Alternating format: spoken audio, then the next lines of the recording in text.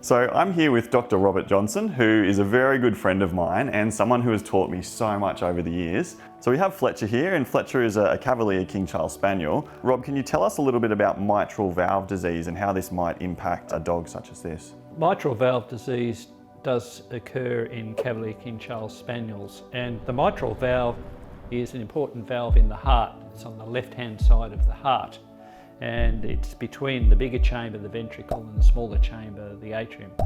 And if that doesn't shut properly, you get like back pressure.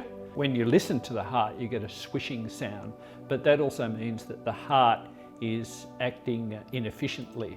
In early stages, all you'll notice as a veterinarian is a murmur, so you can hear that swishing sound.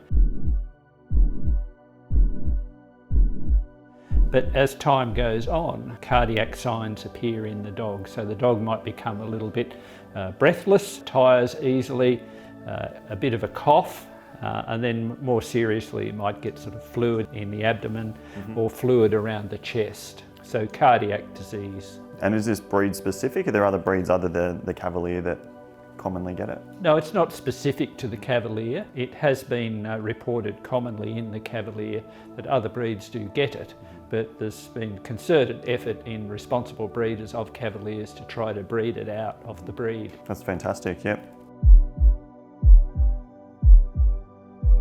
Okay, Ben, well, Fletch gets the tick of approval from me. Fantastic. So I can't hear that swish, swish, swish of a mitral valve insufficiency, a murmur.